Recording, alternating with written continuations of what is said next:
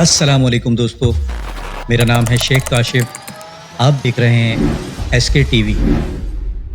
دوستو، اس دنیا کی ابتدا سے لے کر قیامت تک ہونے والی ایک ایک بات اللہ سبحانہ و تعالیٰ نے قرآن کریم میں فرما دی ہے، اور اللہ سبحانہ و تعالیٰ نے اس مقدس کتاب میں جا بجا ارشاد فرمایا ہے کہ ہم نے اسے سمجھنے کے لیے آسان بنا دیا ہے، کوئی اس میں غور و فکر کرنے والا۔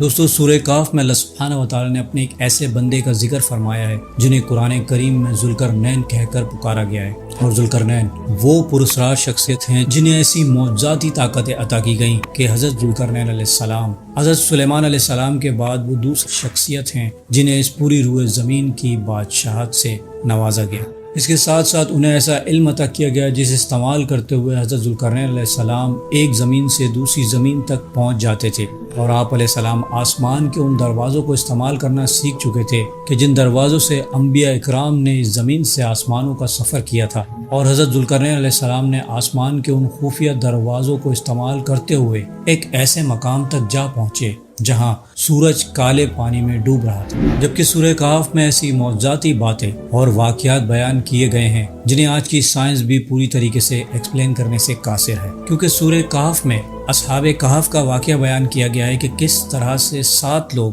300 سال تک ہائبرنیشن میں چلے گئے اور انہیں موت بھی نہیں آئی، یعنی اصحاب کہف معجزانہ طور پر 300 سال تک سوتے رہے، نہ ان کا جسم خراب ہوا، نہ ان کی عمر بڑھی، اور 300 سال بعد جب وہ سو کے اٹھے تو انہیں ایسا لگا کہ جیسے وہ ایک رات یا ایک دن ہی سوئے ہیں۔ اور اسی طرح دوستو، قرآن کریم میں حضرت ذوالقرنین علیہ السلام کا واقعہ حضرت موسیٰ علیہ السلام اور حضرت خضر علیہ السلام کے واقعے کے بعد سورہ کہف میں کیا گیا ہے، اور سورہ کہف میں جو باتیں بتائی گئی ہیں آج کچھ لوگ انہیں سائنس اور لاجک سے ہٹ کر مانتے ہیں، اور میرے حساب سے جو بات سمجھ اور عقل سے بالا تر ہے وہ اللہ سبحانہ و تعالیٰ کا معجزہ کہلاتی ہے۔ لیکن کچھ لوگ ایسے ہیں جو سائنس کو سب کچھ سمجھتے ہیں، اور جب وہ اہل کتاب کی بنائی گئی موویز میں یہ سب دیکھتے ہیں تو اسے سچ سمجھ کر اس پر یقین کر لیتے ہیں۔ لیکن جب قرآن کریم کی سورہ کہف میں ایسی معجزاتی باتوں کا ذکر کیا جاتا ہے تو وہ لوگ ان باتوں کو تسلیم نہیں کر پاتے کہ اصحاب کہف کیسے 300 سال تک زندہ رہ سکتے ہیں،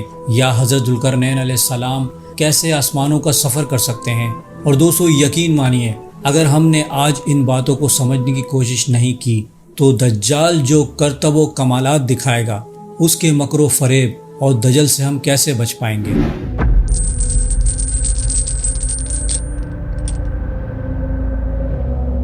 Finally, I have been released onto this world.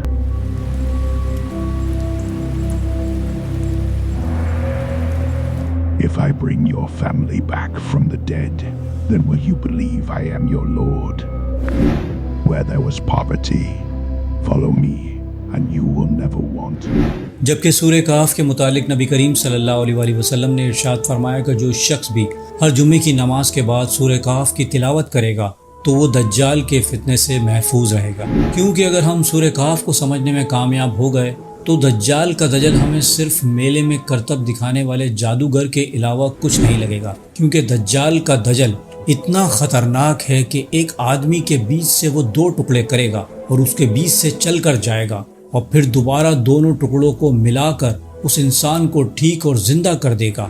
دوستو، صرف تصور کیجئے کہ اگر آج کوئی ایسی کرامت دکھائے تو کیا لوگ اسے اپنا خدا نہیں مان لیں گے؟ کیونکہ دجال ایسے ہی کرتب و کمالات دکھائے گا اور لوگ اسے اپنا خدا تسلیم کر لیں گے۔ اور دوستو، دجال ایک حقیقت ہے اور فتنہ عظیم ہے کہ جس کا خروج قرب قیامت میں ہوگا۔ جبکہ حضرت ذوالقرنین علیہ السلام کے بارے میں بھی ایسی خوبیاں بیان کی گئی ہیں کہ جن کی شخصیت کو سمجھنے کے لیے ہمیں آج کی جدید سائنس اور ٹیکنالوجی کے مطابق سوچنا پڑے گا کہ حضرت ذوالقرنین علیہ السلام بھی آسمان کے ان خفیہ دروازوں کا استعمال کرنا سیکھ چکے تھے کہ جن خفیہ دروازوں کا ذکر قرآن کریم میں بھی کیا گیا ہے، اور سورہ معارج اور سورہ صاد میں آسمان پر جانے کے راستوں اور دروازوں اور سیڑھیوں یعنی آسمان پر چڑھنے کا ذکر آیا ہے۔ اسی طرح حضرت ذوالقرنین علیہ السلام کے بارے میں بھی ذکر آتا ہے کہ اللہ سبحانہ و تعالیٰ نے انہیں اور ان کی سواری کو خلائی سفر کا اختیار دے رکھا تھا۔ اور دوستو، آسمان میں ایسے دروازے موجود ہیں کہ جن دروازوں سے سب سے پہلے حضرت آدم علیہ السلام کو 7ویں آسمان سے بھی اوپر جنت سے اس زمین پر اتارا گیا۔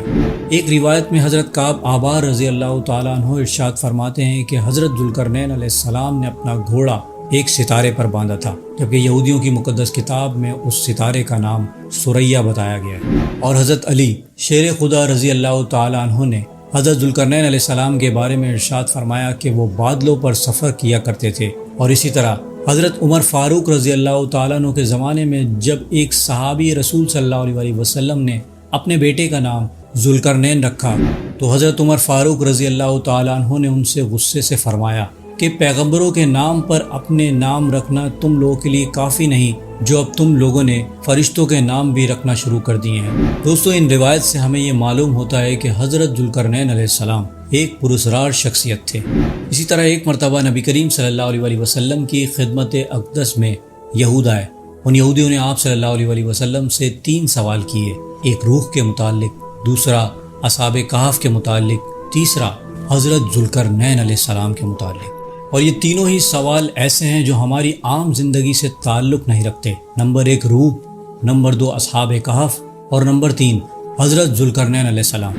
سورہ کہف کی آیت نمبر 83 سے 98 میں اللہ سبحانہ و تعالیٰ نے یہود کے سوال کے بارے میں ارشاد فرمایا ہے کہ یہ آپ سے ذوالقرنین کے بارے میں سوال کرتے ہیں، ان سے کہہ دیجئے کہ ہاں، اب میں تمہیں ذوالقرنین کا حال بتاتا ہوں کہ بے شک ہم نے اسے زمین پر حکمرانی دی اور ہم نے اسے سب کچھ سمجھنے کے لیے راستہ دکھایا تھا۔ ہمارے پیارے نبی حضرت محمد مصطفیٰ صلی اللہ علیہ وسلم نے ان یہود سے ارشاد فرمایا کہ ذوالقرنین ابتدا میں ایک رومی غلام تھا، اللہ سبحانہ و تعالیٰ نے اسے بادشاہت عطا فرمائی، وہ چلا حتیٰ کہ مصر کی زمین کے ساحل پر آیا، اس نے وہاں ایک شہر بنایا جسے سکندریہ کہا جاتا ہے۔ جب وہ اس شہر کی تعمیر سے فارغ ہوا تو اللہ سبحانہ و تعالیٰ نے اس کی طرف ایک فرشتہ بھیجا،